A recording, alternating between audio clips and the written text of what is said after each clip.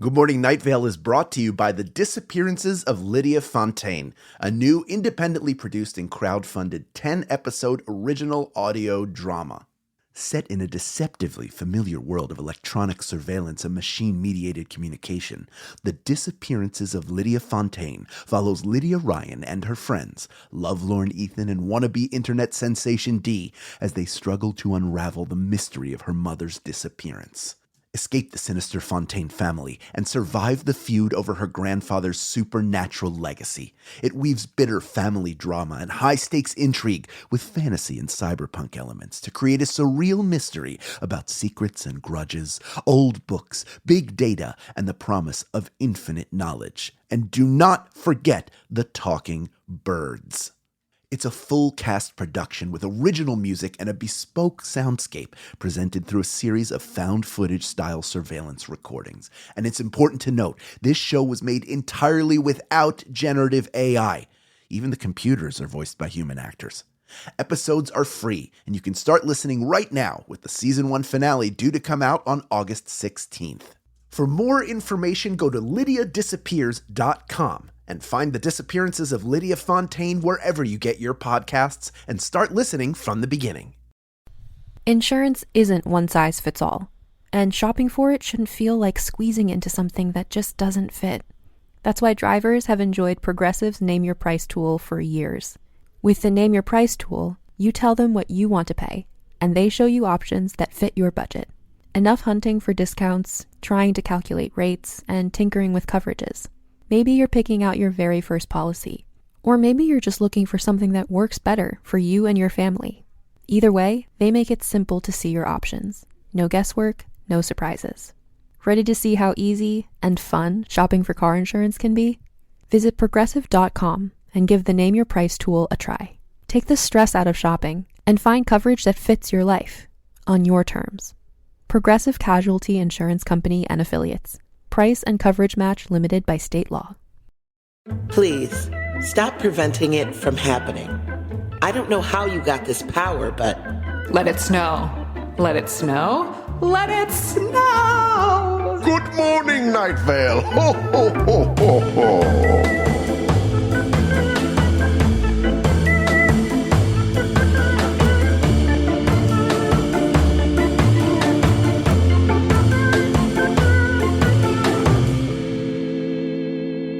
It's me, Santa Hal. It's me, Rudolph the Red-Nosed Megan. And it's me, Sympho the Elf. I don't know why we got a Christmas theme, because, baby, it's snowing. Because it's snowing. But I guess it does indicate Christmas to some folks, but not to me. Well, it's December of 2020. That's just life here in Chicago.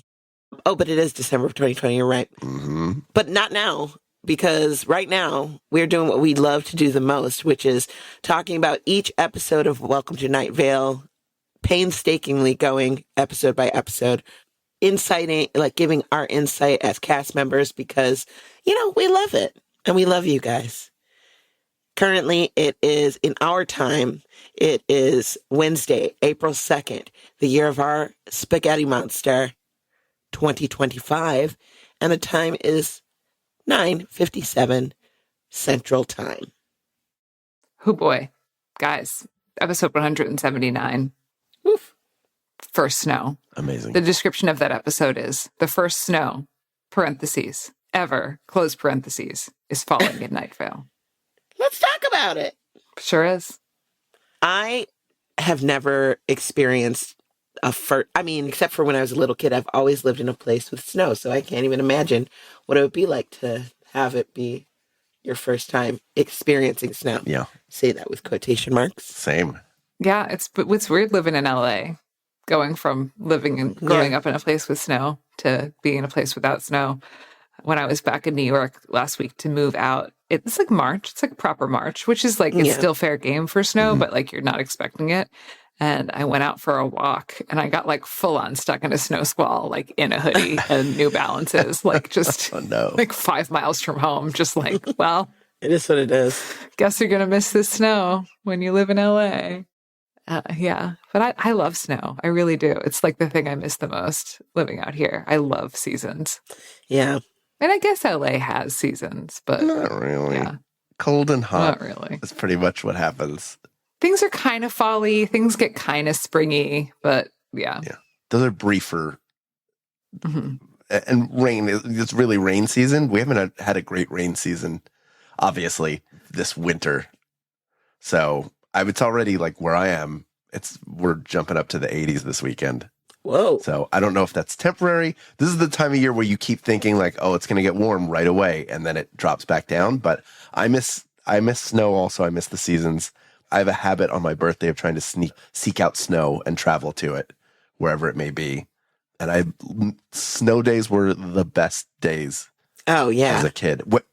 I was thinking about this as listening to this episode is when we had a snow day, when it started to snow or it was on the forecast, you'd wake up early and you would listen to KYW News Radio 1060 in Philadelphia, and you'd hear the little teletype, and they would read the school closings off. And I think we were 960. I think that was our number. So you just listen for this list of numbers of schools that were closed. And sometimes you would hear your school and sometimes you didn't. Was that the same for the two of you? Is that how they communicated school closings? We had a phone tree. I was going to say we had a number that like we would call into. Oh. It would call our house. Oh, it would call to your house. We would call in. Mm-hmm. And it was a person who would call to my house. It was like a mom's phone tree. Oh. And then your mom would have to call somebody. I don't know how. Yeah, I guess she probably would have. Lid was at the bottom of the tree. She was like, I'm not calling anybody. Yeah. I'm a busy boss lady. She was the trunk. She was holding strong. Yeah. Yeah, we had that. And then sometimes you could see on the TV, they had like the scrolling bar on the bottom. Right. Yeah, that would be usually, I would see that like, because my mom or my dad would have the news on in the morning. And I never do that anymore. I mean, I also don't have any children, so snow days are dependent on, me. But I loved, okay, when you would have a snow day, what would you do? Mine would be immediately get back into my pajamas because, you had changed into school clothes just in case. And then I would sit on the park my little tuchus on the couch and see what daytime television had in store for me after I got my fill of like Jerry Springer or Maury Povich or something. I would watch a lot of TBS because this would also happen when I was homesick. For some reason, Ferris Bueller's Day Off was one of those movies that was like perpetually on. Very Chicago movie. I've seen, I guess so. I've seen that movie 8 million times, and I love it. It's great. It's so good. What would you guys do on a snow day?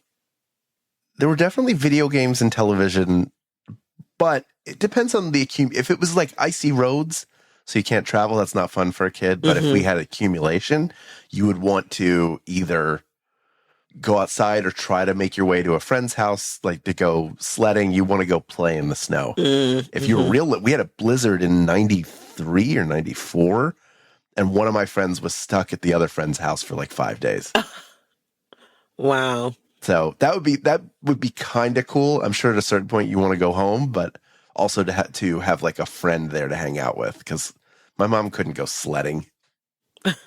Not really. I don't think her body would have held up to it very well.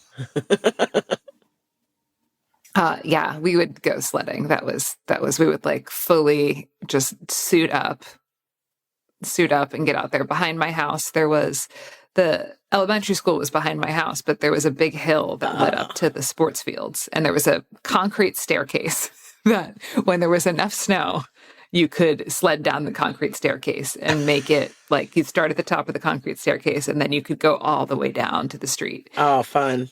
Yeah. And then we also would just I lived at the top of a hill, so we would like sled down the hill. But yeah, like snow, I have just like such memory. I loved snow so much. I would just like sit outside in it like I was like a husky, like just like a Siberian husky, just in my snowsuit, just sitting in the snow. And then we'd come in and have like soup or hot cocoa and watch trash TV, and yeah, Yeah, I've definitely done the outside stuff too, but like once I get too cold or wet, I'm like, okay, that's enough. And then I want to go back in. But I mean, I feel like there was always a break. And if my mom was at home, she would definitely be like, get out of here. Don't come back till the lights go on. When street lights go on, that's when you My go mom back in. worked. My mom worked full time most of the time, but if it was so bad that she couldn't go to work, then Right. she would be like, you kids need to get the hell out of my face. We also would like shovel the driveway. That was always like really hard and annoying. Yeah. That was like the chore that I hated. And then like the neighbors like would have snow blowers and not share. I'm like, don't be that guy. Just like snow blow, just to the edge of their sidewalk. that's and you're like, so come on, rude. like, it's 20 extra feet, my friend. Like, Right. Yeah. I actually have experienced snow in a desert before. Oh, really? Which is kind of cool. Yes, I was driving from Los Angeles back to Philadelphia. I think it was like 2000, 2001, something like that. And one of my friends, the friend who I roomed with when I first moved out here, who I knew from Philadelphia, but his parents were divorced, the whole thing. We drove back together, and we were driving through New Mexico, and we hit a blizzard. And we went like off of the highway. This is no GPS, we're just have an atlas. We drove through or by a reservation, and I think we were the only car that went that way. So it was like a little side road, and there were no lamps out, so it was dark but snowing, so you could see the trees on either side. It was beautiful. It was really, really cool, but they were not ready for snow. Like we were lucky to get off where we did because the road was shutting down with a bunch of cars that wouldn't be able to go anywhere at a certain point. It was just going to back them all up for hours. Yeah. yeah. And that's the thing about snow, right? Yeah. It's beautiful, it's fun, it's cool, but also it like really stops the world, which this is for a while, COVID felt like one long snow day, but like Yeah. the unfun snow day kind where you're like terrified. So yeah. That was and now it's snowing. I guess we should talk about the snow in Night Vale and what that means for them. So They seem pretty excited about it. the city council's like, this is snow day. Go to work. Go to school. Yeah. No reason to slack off. Yeah. Which is hilarious. Because they're bad at their job. They can't even figure out when people are not supposed to. They amend it later on. They figure out that you shouldn't do anything. But there is the one thing I really like how suddenly and starkly snow can change the landscape.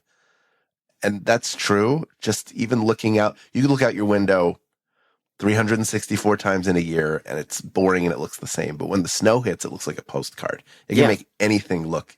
You could put snow on a pile of garbage and it will make the pile of garbage look better. Yeah. And it looks really beautiful when it's, as he says, untouched, right? It's the untouched part is the best part of snow. For me, as a person who gets snow regularly, I like it then, and I like it when I'm doing a fun outdoor activity, but just living in it is harder. Because, it gets all mushy and gross, and then the piles of gray, black smush are annoying, but I'm glad they can enjoy the magic that is their first snow day. But Cecil has to continue on with his business as usual. So he was talking about how the cleanup effort to Mission Grove Park has been completed really a lot ahead of schedule, which is awesome. But apparently something messed up happened from the macrame uprising. Have you ever done macrame before? Yeah, the fall craft sale got out of hand. Yeah. Do you do crafts? We had macrame stuff. I'm sure we had a macrame piece of art hanging. My parents were in their 20s and the 70s. For sure there was a piece of macrame hanging on our wall at some point.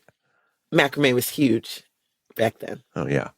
It's huge. It's making a resurgence, I think. Everything does. I've seen it. I believe it. I'm not doubting you. I'm saying everything, like it would make sense that it would come back around.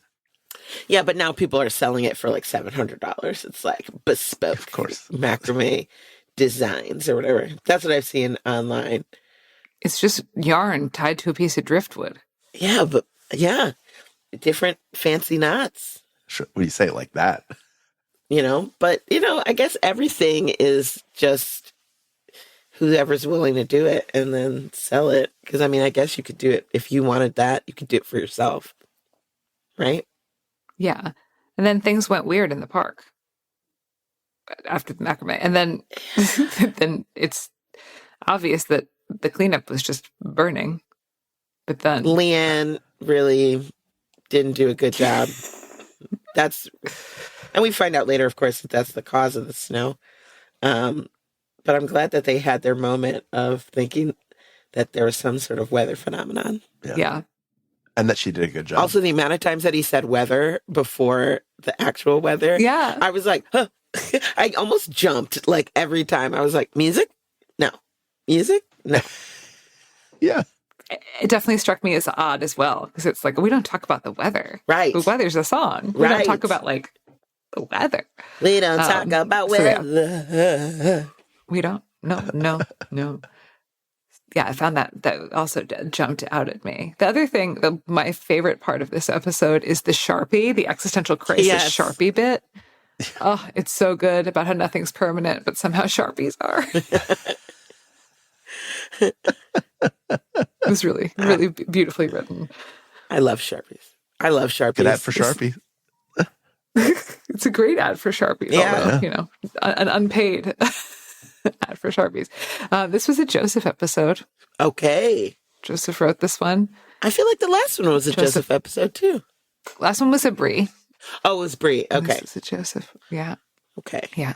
Maybe the last one I listened to. Was it snowing at this time in 2020? Did you have, because you would have been at the farm, right? You would have been in Nueva York. Let's go to the photos, because if there was snow, Joseph and I were out in it. We would go out if there was snow on the ground, we were always sledding. We had a great sledding hill behind our house in New York.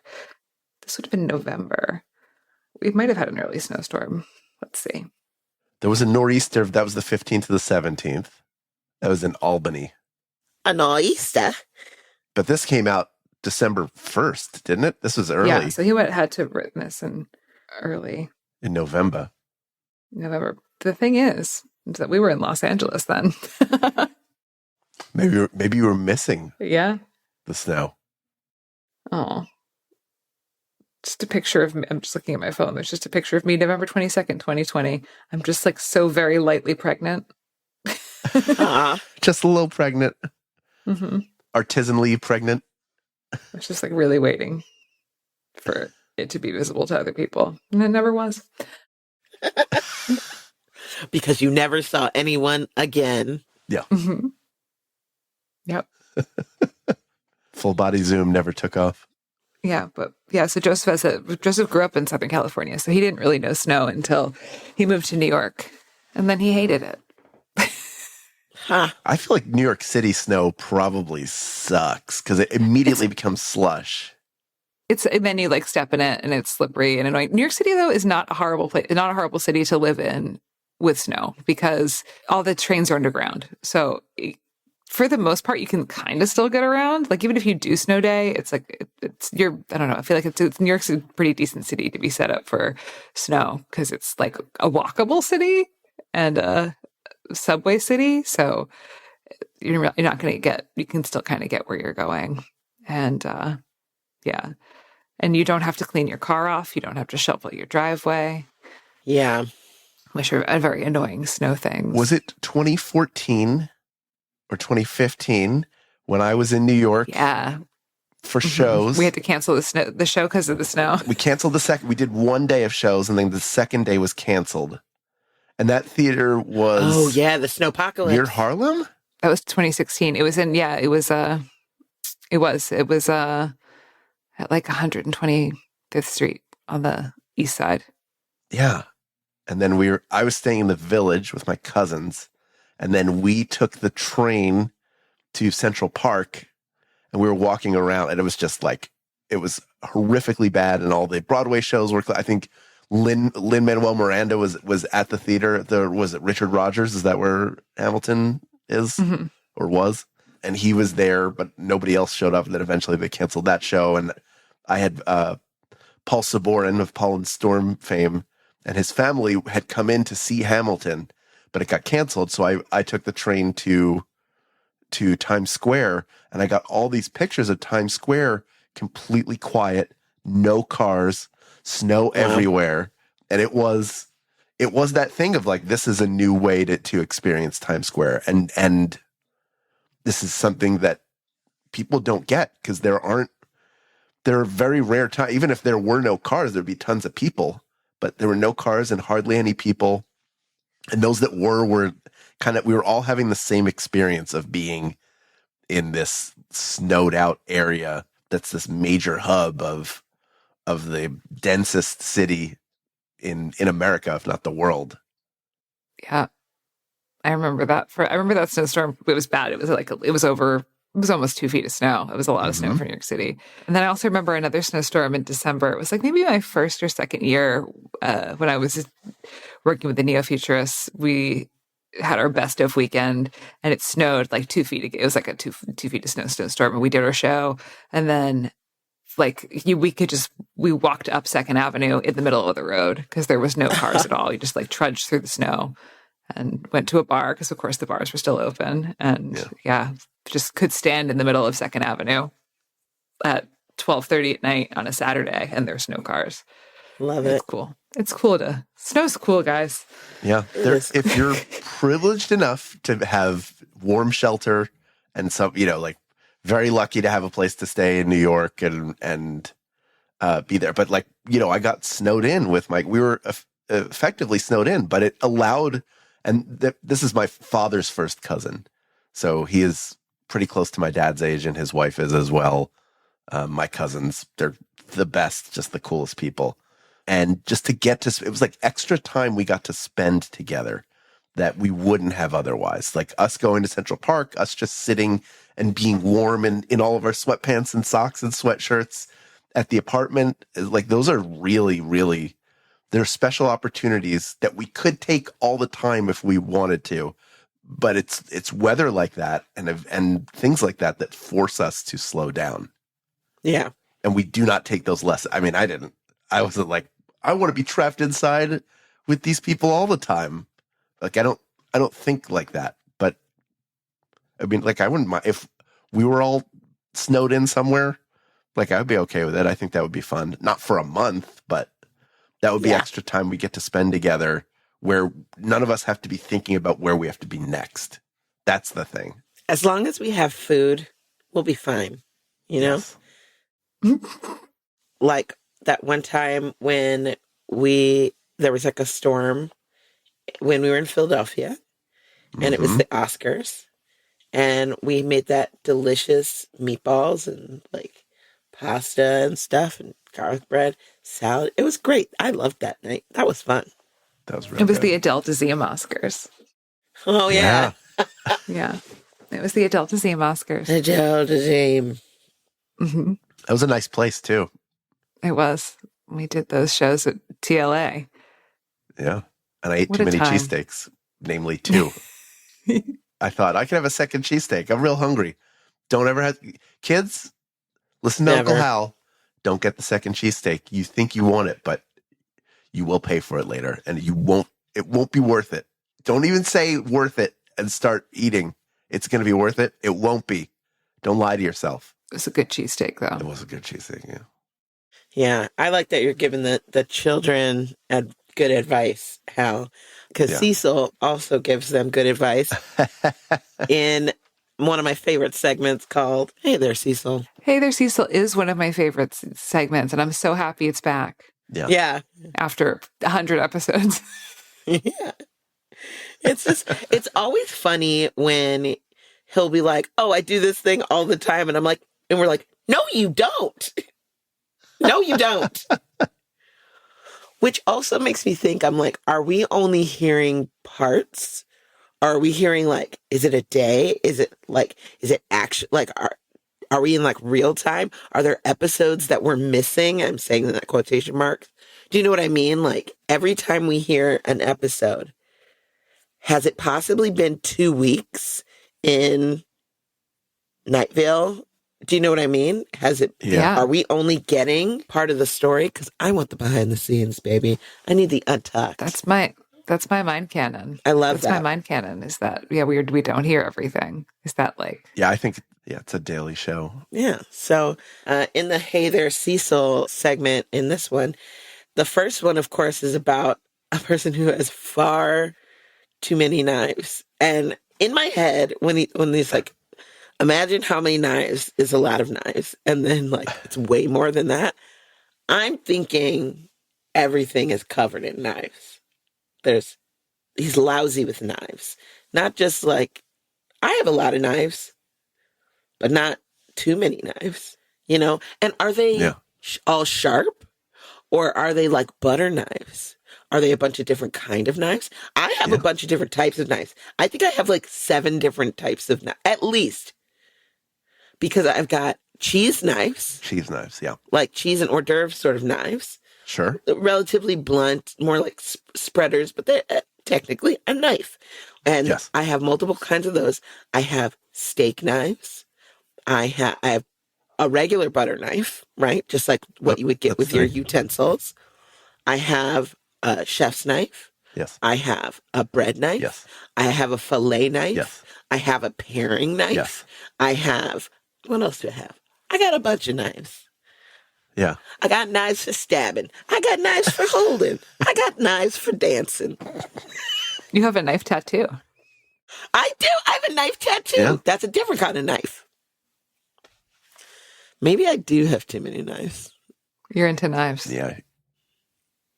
That's what I'm going to put on my dating profile. Knife queen. I'm into knives. Knife queen. Are you ready for a knife queen who wants to Super party? into knives.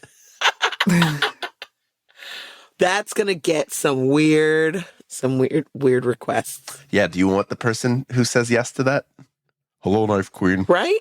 Would you like to go? Maybe if they called me knife queen. This might be outside of what you enjoyed. Do you want to go axe throwing? It's sort of like a knife on a handle, but like the knife is I have been axe throwing. Have you done that? I have. I have as well. It's pretty fun. Yeah. Yeah. It's fun. I'm Sure. not good at it. Yeah, me neither. I want to be better at it. I think it's frustrating that it doesn't stick. I don't care if my aim is bad, but to spend the entire evening to get the satisfaction of it sticking in the board once feels like maybe it's not for me. Well, you got to keep practicing. Yeah. I get mad at myself for not being good because like I've been instructed on how to do it properly like many times, and it's just I can't connect it. Yeah.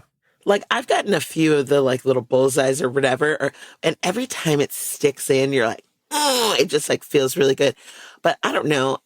In my mind, I picture myself of assassin-like skill, and when I can't throw a knife or a hatchet with dexterity, it pains me. Because what does that say about me?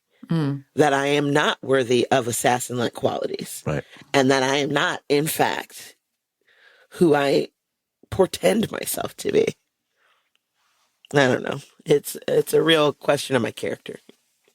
Speaking of question of your character, Tamika writes into Hey There, Cecil. Yeah. Wow. Yeah. I was like, oh, damn. I was like, red for filth. But true story. But I like Cecil's response. Mm-hmm.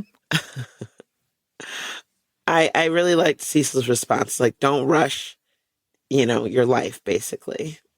But yeah, it's very obviously Tamika, which is crazy. My favorite charter. I was like, she could just go talk to him. He's her friend. Like, why is she writing in a letter? Like a Dear Abby sort of letter. Anyway, but yes, it is totally okay to be lost. I really like it because it's like, it's totally okay to be lost at your age. In fact, it would be a little unusual not to. And that's so true. I remember when I was a young 20-something, I just wanted to be taken seriously so bad. And I wanted my life to like start or something. You know what I mean? Yeah. I wanted to be, I don't know. I wanted to show them. And I don't even know what that means. I still don't know what that means. But I took from this that everything takes time And you need to be patient with yourself, with the world, with your surroundings. And it'll happen because you have the rest of your life. And honestly, maybe it's not a big deal. Because when you're dead, you won't care. It's about the journey, you know? Right? The friends you make along the way, you know? Yeah. Mm-hmm. The journey is the destination.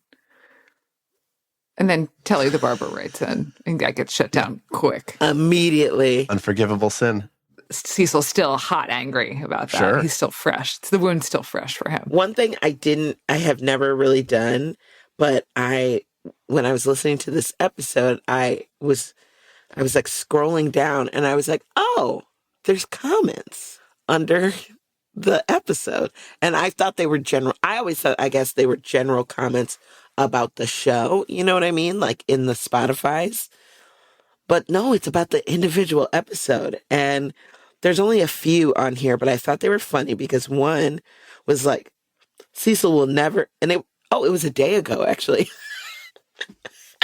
I was like, damn, people are still listening, commenting. It was me. Immediately. Found Meg's burner. Who's burner? Cecil will never let the barber incident go, will he? No, he won't. We've seen that time and time again. Yeah. You know? Yeah. So it turns out the snow is all just ash from burning trash, which is not a metaphor for anything. Nope. You know what's not cool is ash from burning things. Definitely not. Well, and the fact that he was like, oh yeah, and that's why we were coughing and all that stuff. Like, you're like, Cecil. Yeah. You silly. And also, burning trash gives me the vibe that there's going to be some sort of poison in it, though. Yeah, burn pits. Right? That's a big issue. Yeah, can be toxic. There's also a lot I don't know, Meg, when you lived out in the country, did you burn trash? Did you do trash burning? We did not burn trash. We had a trash service, but people did burn trash. Yeah. They definitely did. There's definitely trash burning in, My neighbors in did. rural areas. Sometimes you can, sometimes you can't. Yeah. But there's burn bans. Yeah, there are burn bans. But yeah, I have one neighbor burned trash, and it was always like, okay. They burned everything though. They were arborists, so they were always like doing tree work and chopping down trees. So they just had like everything in their life was powered by wood burning. Huh. Yep, there's a whole lot of burning going on. Yeah, yeah. Love that song. Yeah, it's really good. I was like, they are burning over there. They're not concerning, you know. That's and they're like Leanne Hart. They're like Leanne Hart being like, what? What are you all staring at? I'd be like, you're burning trash, bitch. You can't go burn that. Somebody's going to get a fucking lung infection or something. Damn. That microplastics, we're already drinking it. Yeah. Like, stop. We're all very sensitive about the ash and the burning in Los Angeles these days. Yeah. That's right. Because it's bad news. It is bad news. But you know what's good news? What? The weather? Yeah. Well, then up next, we're going to hear from fans and friends of the podcast, which is what we want to sink our teeth into. But first, conversation about this episode's weather. Modern Fear by Marble Season. Banger alert. Banger alert. That's a banger. That was fun. It had me tapping my little toes. Yeah. I dug it. I liked it. I thought it was good stuff. They are a 4-piece band. They describe themselves as a Northwest-based bunch of idiots with access to instruments. Love it. And the Northwest that they're talking about is Liverpool. Yeah. Liverpool. Liverpool. Liverpool. Liverpool. The cover for this single of Modern Fear is It's Cool Symphony. It's a vampire. Does one. Oh, I love that. Okay. Wait, hold on. Let me look. Marble. It's a vampire lady's mouth. Oh, I love that. Yeah, I don't know much else about them. I don't know that if they are still a bunch of Northwest-based idiots with access to instruments, but I hope that wherever they are out there, they're doing great. Yeah, I mean, their Bandcamp still exists. I don't know if let's see the last thing they posted. Christmas #1? Is that, how do you tell what's first? What's most recent? I assume it's the top left, right? Yes. December 18th, 2020. Maybe they did stop. Yeah. We don't know. Yeah, that's their Yeah. They just might no longer be making music that they share with the rest of the world. Oh, yeah, private music. Oh, Private yeah. music. Well, it gets 5 big booms on the boom meter. Speaking of big booms, Ooh. Yeah. you know what is the biggest boom to your tummy if you were to eat the entirety of it? Boom to your tummy. It would be a FanZone Calzone. Dig in. Speaking of someone who had to take my daughter to the bathroom at the park 3 times today. Oops. Yikes. Yikes spikes. She's on antibiotics. It's ripped up her tummy. Anyway, okay. Stay right there. Good Morning Night Vale will return after a brief break.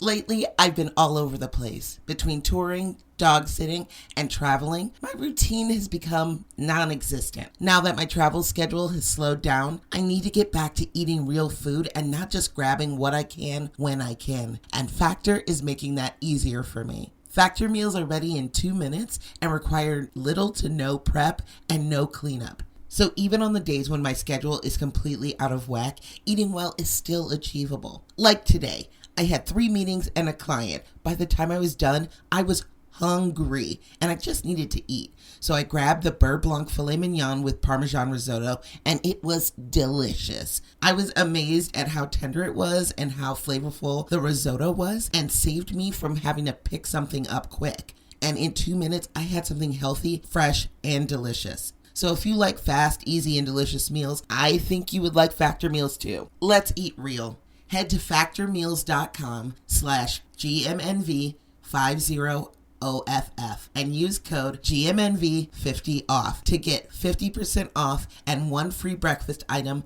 per box for 1 year, while supplies last until 10/31/2026. That's code GMNV50OFF at factormeals.com. GMNV50OFF at factormeals.com. See website for more details. This episode is brought to you by Facebook. So you were scrolling on Marketplace, and there it was, the bike you'd been searching for. You sent a message, and it turned out the seller was super chatty, kind of funny, and an avid cyclist. The next thing you know, you're in a cycling crew. Well, a community cycling group. The thing about Facebook, you might find more than what you're looking for. From a browse to a bike ride, this summer find more on Facebook. In the FanZone Calzone, we hear from Kyrea. And Kyrea is writing in response to Good Morning Rattlesnake Rest. And it's a lengthy email, so I'm just going to encourage you all to buckle in. And I'm going to encourage myself to buckle in. Okay. For your safety. Right. Lap bars down. Good morning, Tri-hosts. I just finished listening to Good Morning Rattlesnake Rest, and with all the talk of cemeteries and post-death plans, I had to write in to share about one of my life's great passions, natural burial and green death practices. Funny enough, my other great passion in life is accounting, meaning my 2 great areas of interest / expertise are death and taxes. Ha ha. Buckle in.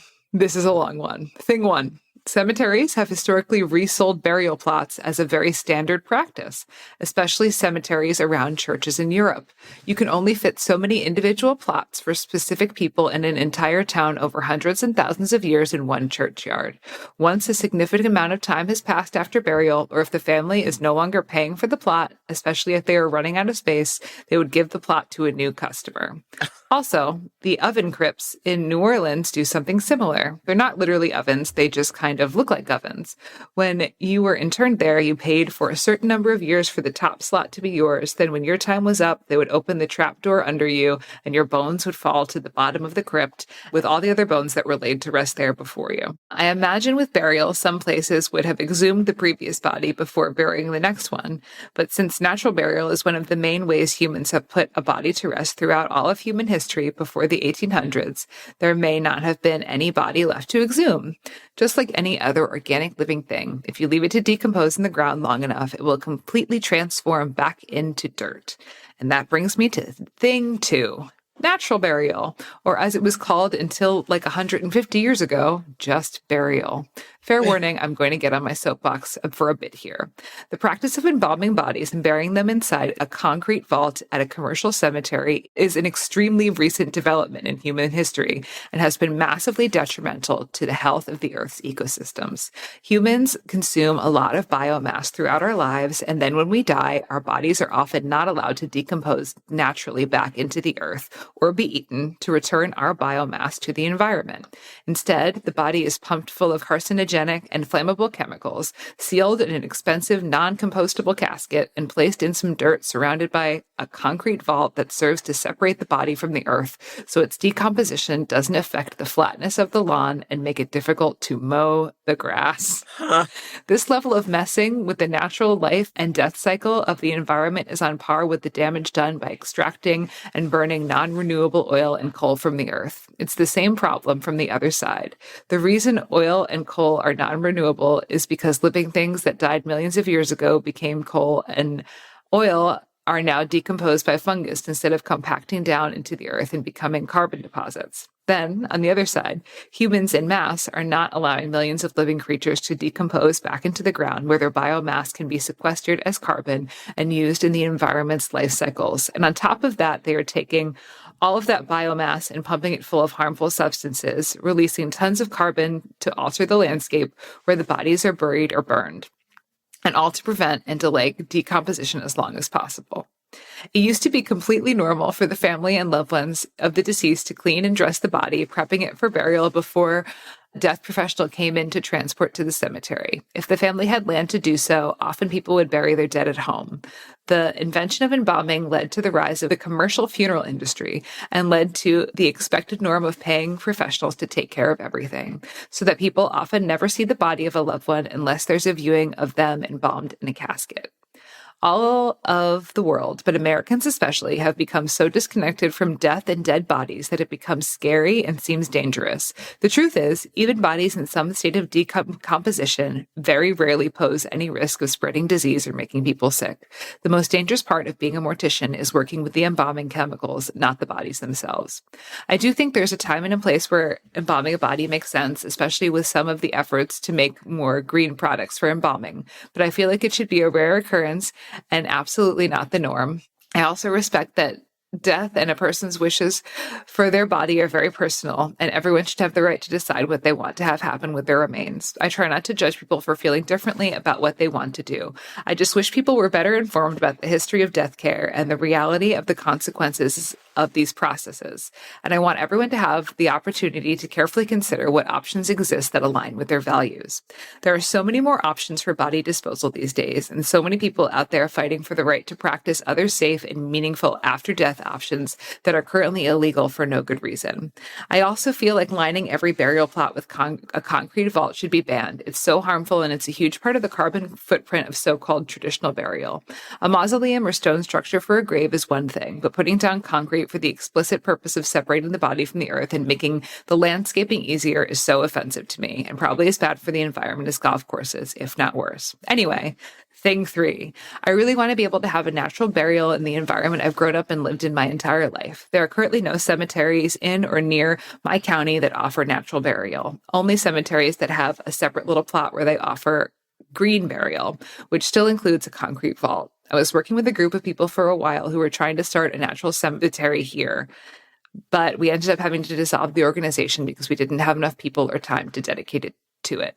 I'm very lucky that I live in a state where natural burial is legal, and there are at least 2 natural burial cemeteries, but they're all quite far away from where I would like to decompose. I hope that in my lifetime, and sooner than later, I'll be able to see a natural burial cemetery here in my home county where I can plan to be buried after death. If not, I'll probably go the natural organic reduction route, human composting, and settle for being spread out as compost across the nature preserve up north. Anyway, this is very, very long now, but I hope you found it interesting and might even do a little bit more reading about green death options and practices.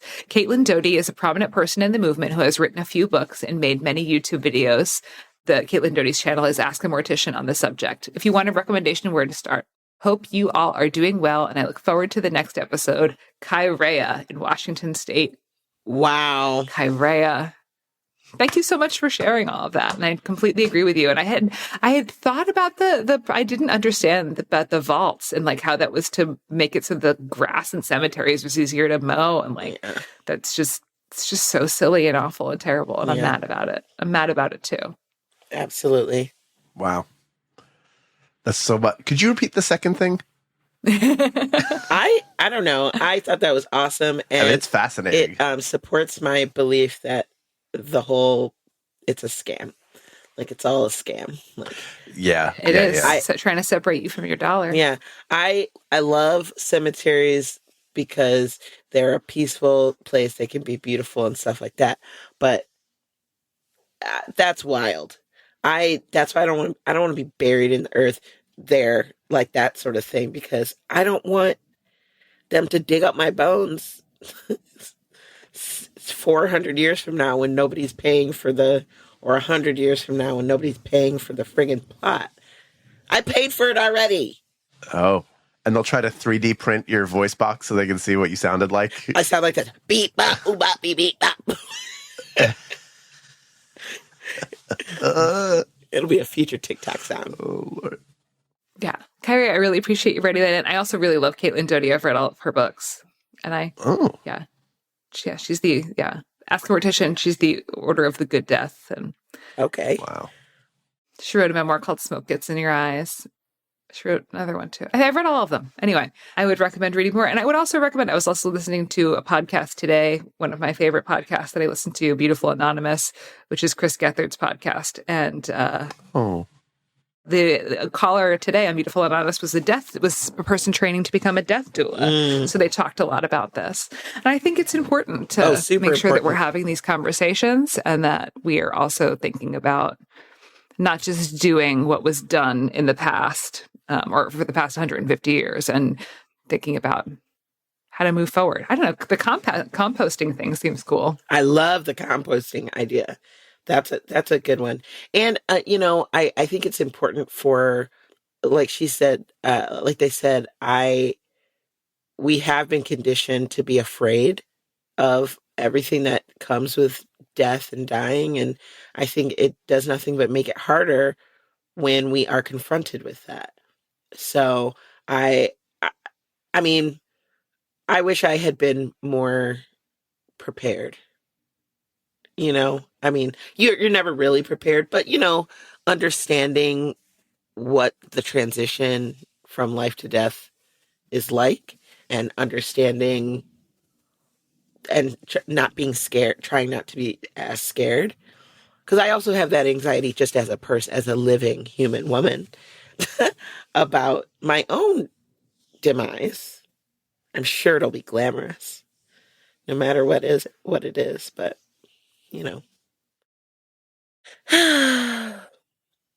life is hard, you guys.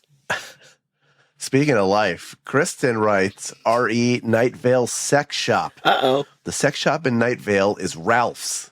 It is no relation to the grocery chain. The name of the grocery store has never been mentioned on the show, but Carlos didn't have to stop at Ralph's for the handcuffs. Listen to how Cecil says that he bought them. They totally had those already. Well, there you have it.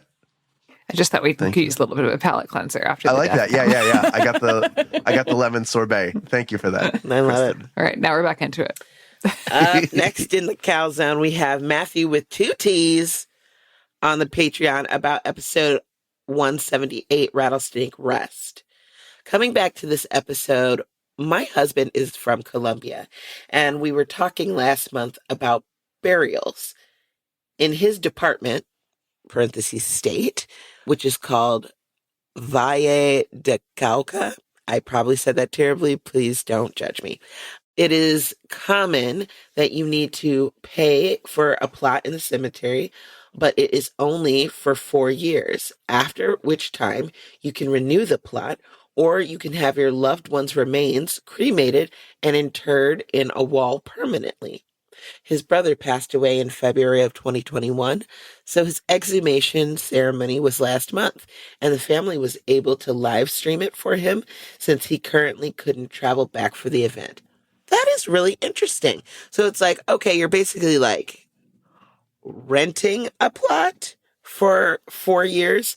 And then, okay, I don't know, because then I like that a little bit better than them like 50 years from now or whatever, when nobody's paying for the plot or whatever. And then I don't know what they do with the bones, chuck them down the road, or put them in one giant pit.